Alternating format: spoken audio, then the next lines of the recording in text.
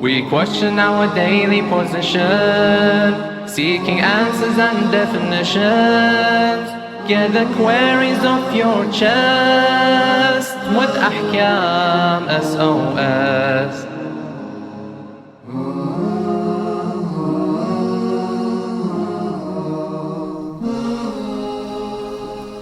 Assalamu alaikum wa rahmatullahi wa barakatuh. Welcome to Ahkam SOS, the show that discusses Islamic duties and practices.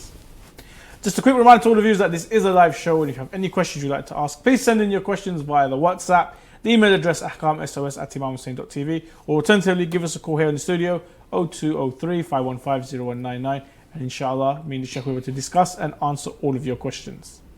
I'm your host tonight, Mohsin Shah, and joining me is Sheikh Alima. Assalamu alaikum, Sheikhna. Assalamu alaikum wa rahmatullah. How are you? Alhamdulillah. MashaAllah.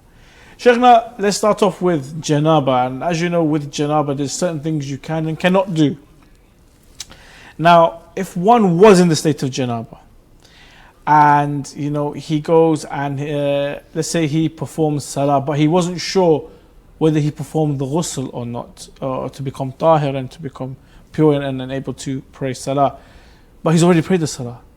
So what does one do in this situation? أعوذ بالله السميع العليم من الشيطان الرجيم بسم الله الرحمن الرحيم الحمد لله رب العالمين وصلى الله على محمد وآله الطيبين الطاهرين ولعنة الله على أعدائهم أجمعين. If somebody has already prayed and then he doubts about if he had performed the ghusl or not, being in the state of Janaba, then the Salah is valid, is okay, but he needs to do the ghusl for the forthcoming Salah. In other words, the Salah he already prayed, he prayed it with certainty that he was pure tahir. But now this doubt was raised that I think I haven't done, I'm not sure, the ghusl. So for this Salah already prayed, he is okay, but he needs to perform the ghusl for the next coming Salah session. Excellent. Shaykhna, we've got a question coming in from one of our viewers, and the question is, if one deliberately delays performing the Salah until there is little time for him to perform wudu or ghusl, what would be his duty? Well, this individual has committed disobedience and sin because of delaying till the very last minutes of the, let's say, sunrise or sunset. But his Salah with tayammum is valid, because now the duty is to perform the tayammum, not the ghusl, because you don't have the time for the ghusl, because the time is too short. You got only 5 minutes to sunrise, for example. Mm-hmm. And he was awake all night, let's say, or awake since the Fajr time, but he didn't pray and he was in state of Janaba. He delayed till 5 minutes before the sunrise. Now the duty and the obligation turns to tayammum. It's okay, he can do tayammum and pray and everything is valid, but he committed a sin by delaying deliberately the act of the ghusl, the wajib ghusl. Okay. Now, Shaykhna, you mentioned tayammum, and when we perform tayammum, it's, we strike the hands on dust or marble and so forth, and you wipe your forehead and your hands and so forth. Does my hands and my hands and my forehead, do they have to be tahir, and do they have to be pure of najasa, or can whether there's some najasa on it, can I continue to perform the tayammum or not? Well, it is mandatory and wajib for the one, like the wudu, in tayammum as well, to have all these parts of the wiping by the means of tayammum to be all tahir and pure. The face, the hands, and so forth, to be tahir. But let's say if somebody, his hands palms were najis and they were dried, and he couldn't find water to wash them, to purify them, in order to, let's say, do tayammum. In this case, he's allowed to do tayammum. In the state, for this is a compelled situation, so he can.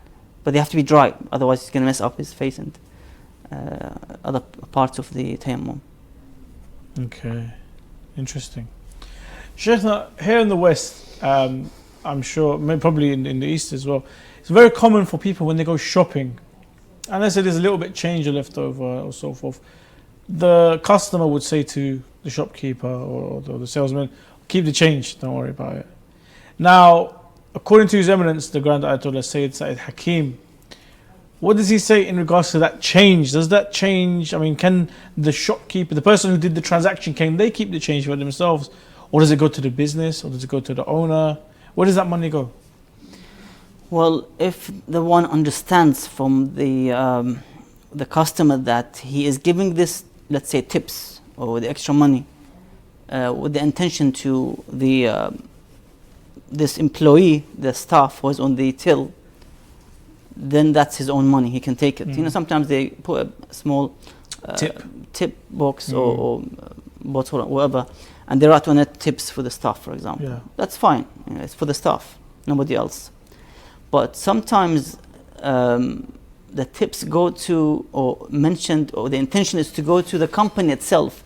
They want to give these tips to the shop itself for their good, let's say, look and the products and the quality and the service. In this case, this is to do with the shops, or the tips go to the shop, not to the staff and the employees. And sometimes even the employer specifies, let's say he puts a little box saying that, you know, shop's tips, for example. In this case, of course, this goes to the shop as well.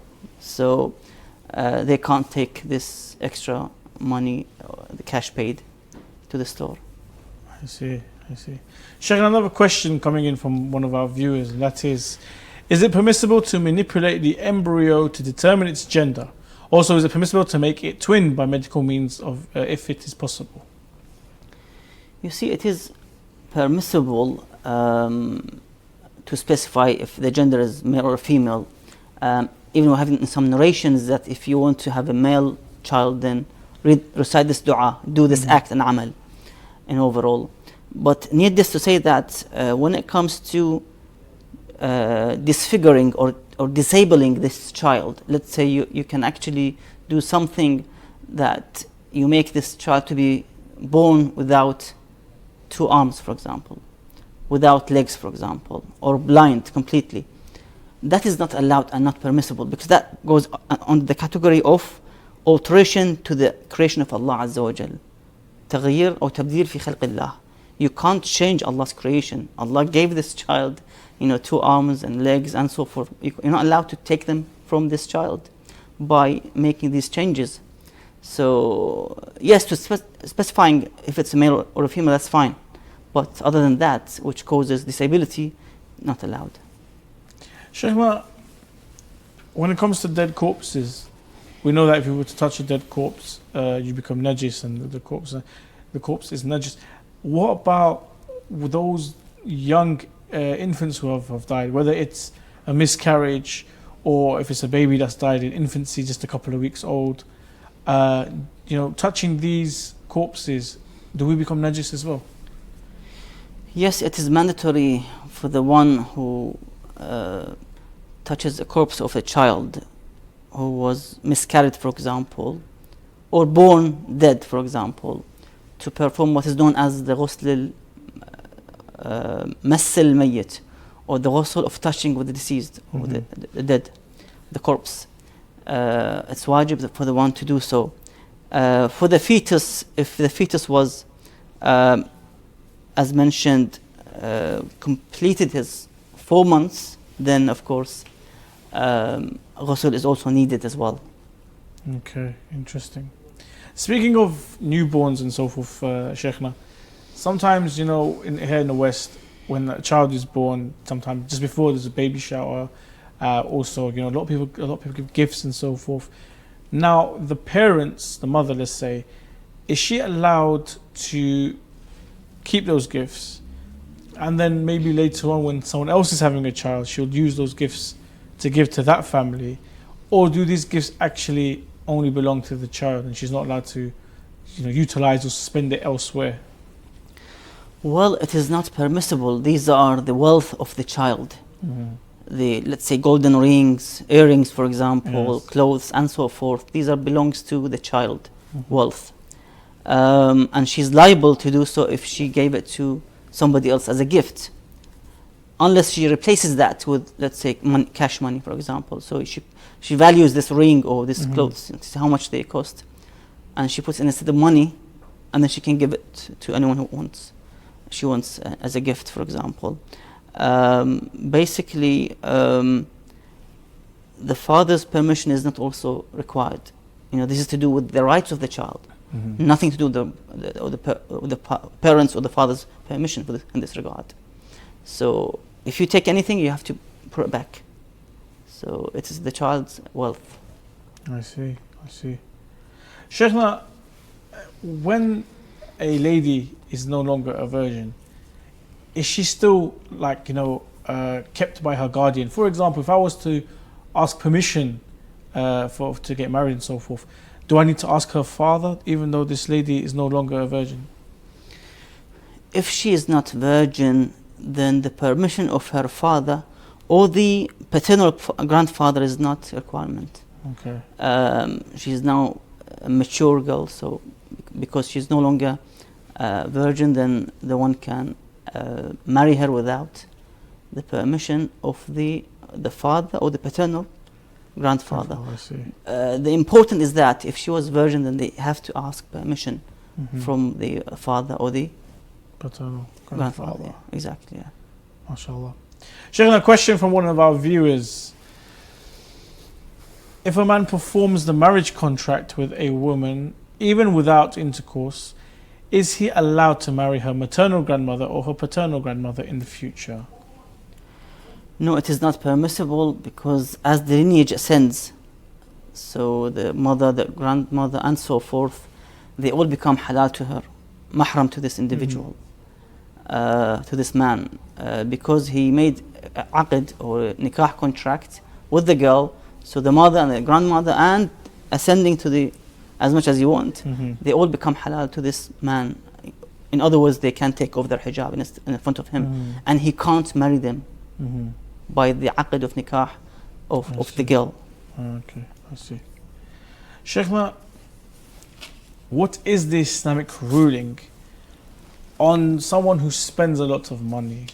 Someone who spends thrift, especially when it comes to weddings. So maybe this individual wants to buy a very, very expensive suit. Maybe he wants to have a very luxurious wedding. Maybe he or she has to take out a loan in order to finance this, which is well out of his meanings and his normal financial situation, putting himself into debt. Islamically speaking, what is the ruling on this?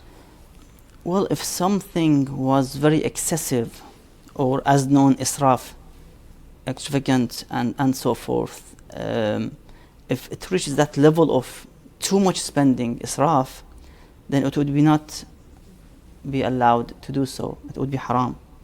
Because the Holy Quran states with this regard, Bismillah ar-Rahman ar-Rahim, وَكُلُوا وَاشْرَبُوا وَلَا تُسْرِفُوا إِنَّهُ لَا يُحِبُّ الْمُسْرِفِينَ.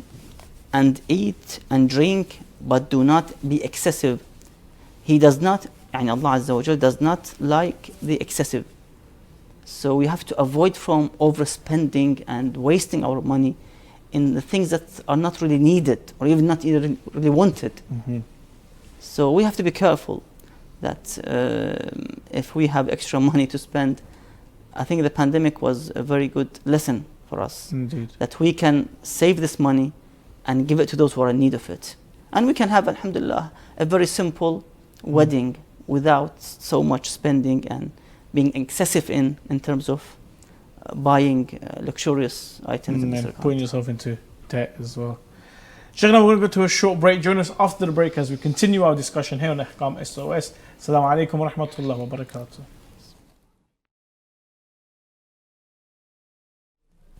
Assalamu alaikum wa rahmatullahi wa barakatuh. Welcome back to Ahkam SOS.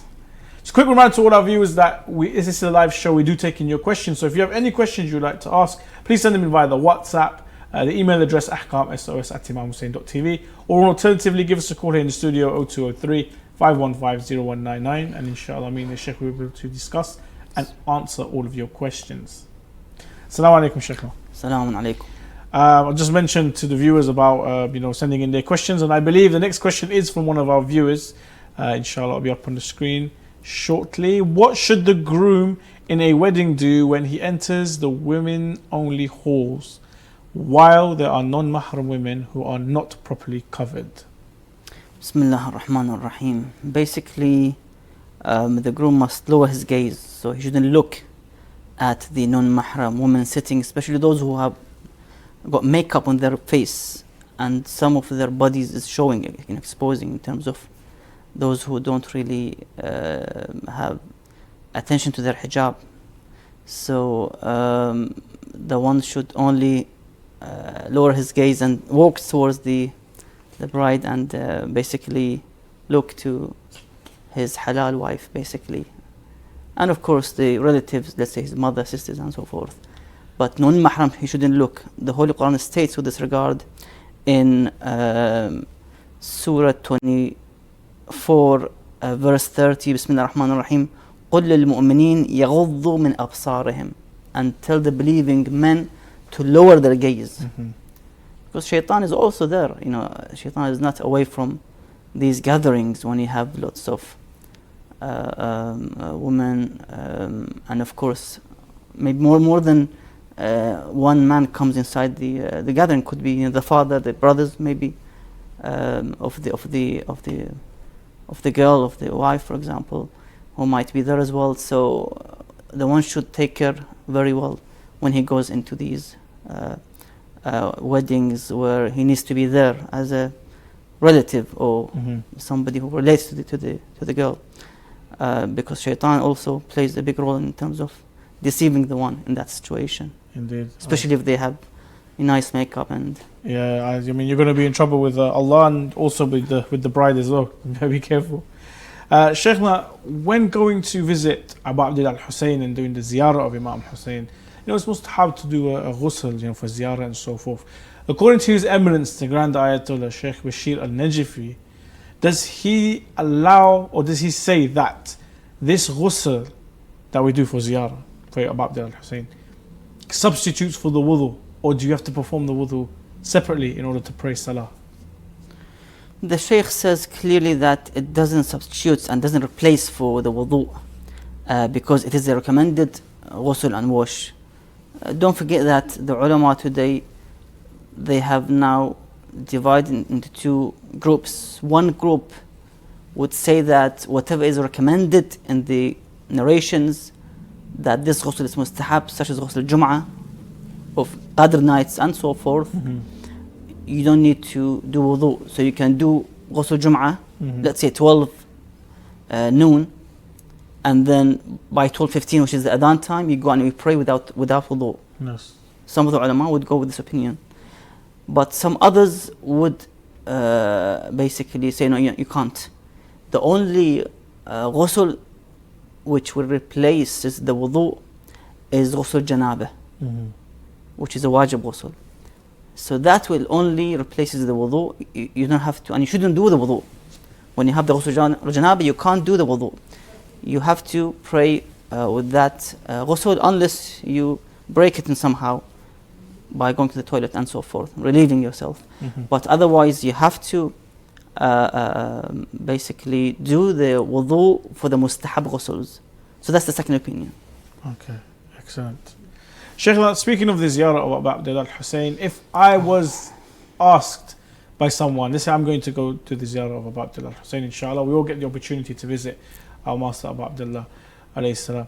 If I'm going to do the ziyarah of Abu Abdullah al-Hussein and one of my friends has said to me that, if you please can you pray 2 rakah, nafil on beside the tomb of Abu Abdullah al-Hussein. I go to Iraq, I go to Karbala, I perform my ziyarah and so forth, and I forget. Now I've come back to London now. Am I still obliged to pray that salah? Can I pray that salah somewhere else? Can I pray that in London, in the UK? As I forgot to do it over there. What's the Islamic ruling on this? No, it doesn't. You're not obliged to do these afterwards when you came back, unless you have made qasam or a vow, promise, in terms of the oath and so forth, that you're going to pray it in somehow, you're going to do it in somehow. that has its own hukum when it comes to qasam and nadr and an oath and so forth. But in overall, you forgot, that's it. It's not a wajib thing to do. So you just forgot about it, that's fine. Speaking about salah, when we do jama'ah salah, we always have to stay behind the imam of jama'ah. So, we're not allowed to go into ruku before he goes into ruku, can't go into sujood before he goes into sujood and so forth. What about right at the beginning when we perform our niyyah, when we make our niyyah and then we perform takbirat al-ihram? Now, the imam of the prayer, the imam of the jama'ah will perform the takbirat al-ihram. I'm in the third row, second row. Can I perform the takbirat al-ihram as well? Or do I have to wait for those in the first row to perform the takbir and then I can perform and join the salah? As long as the first row is ready, almost ready to perform their takbir, yes, you can perform your takbir for them. That's fine. As long as they're ready now, just about to do the takbir and to finish their takbir, you can do it before them. That's fine. Shaykhna, when adopting a child, it can, first of all, it's one of, a very, very gracious and honorable thing to do to adopt a child, especially if it's an orphan. Or we know Rasulullah sallallahu alaihi wa himself was an orphan, and he put a lot of emphasis on looking after the orphans. We even know when it came to Amir al-Mu'minin Imam Ali, when he died, the orphans would cry that who is going to feed us now, and so forth. Now, having a child adopted into your family, according to His Eminence, the Grand Ayatollah Sayyid Sistani, Hafidhullah, what is the ruling in regards to mahram and non-mahram? Because now this child has come into a family. Obviously he belongs to, or she belongs to different parents, but has been adopted as a daughter or as a son into this new family. Do the same Islamic laws apply as if this person is one of the family or an outsider? His Eminence the Sayyid mentions that adoption, which if you mean that claiming a child to be your own son or daughter and registering the paperworks and the, let's say, local authority or the citizenship that they are your own sons and daughters, that's ishkal and it's not permissible. It's a mushkila. In Jahiliyyah time they had this issue that if somebody is adopted and that's it, he becomes the son or the daughter of that family. But the Prophet ﷺ, he came and he broke this Jahiliyyah tradition. You can't really claim that this adopted child is yours. It's like your own blood child, Yes. relatives and so forth. However, the Sayyid mentions that there's no ishkal or objection in taking care of the child. There's a reward for adopting the child, feeding the child, clothing him and so forth. There are lots of rewards with this regard. There's a hadith from Rasulullah sallallahu alaihi wa. He says, "Ana wa kafil al-yatim kahatayn fil jannah." Me and the one who adopts an orphan, kahatayn, like these two in paradise. So the Prophet raises his two fingers. Yeah. Like these two fingers. In other words, Next to each other. Next to each other in close. paradise. So let's say, let me give you an example. Of course, we can't go to the level of the Prophet ﷺ. He's in top level of paradise. But let's give you an example that you might have a house, a luxurious house next to the palace of the queen, for example. Yes. Somewhere close to that palace, rather than be in the suburbs of the city. Yeah. So you're close to the Prophet's where he is, for example, or that area, region, and so forth. Allahu al-alam, of course. We don't have that knowledge to understand the greatness and the rewards and the beauty of the paradise and the levels of paradise. Ala kulli hal, the problem is if you do not declare that this child is not yours, then when he or she grows up and they become adolescents and the age of bulugh, if she is a girl, then you as a father should she needs to wear hijab from you. Okay. Because she's not your child. And also if he's a boy and he reaches the age of bulugh, adolescence, your wife should also wear hijab for him. So you have to make sure that you define this from the beginning, or you give somebody in your will, for example, and somehow that, you know, this child doesn't belong to me.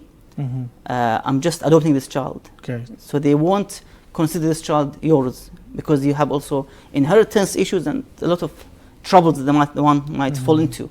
So you have to be careful with this issue. Yeah. I see.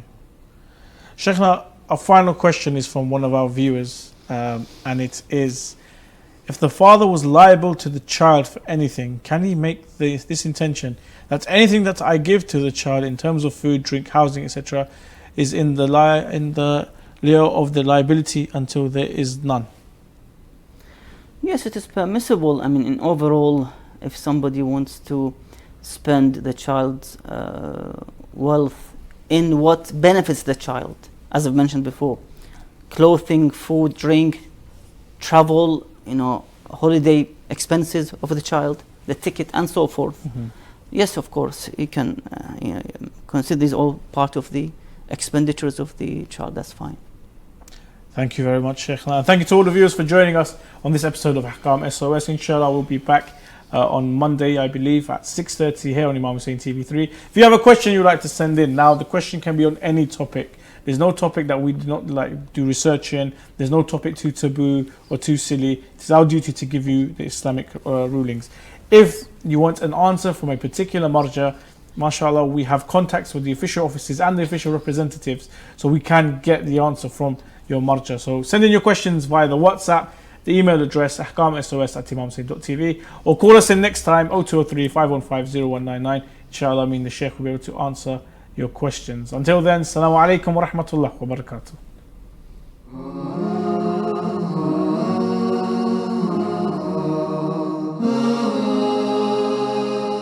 We question our daily position, seeking answers and definitions. Get the queries off your chest with Ahkam SOS.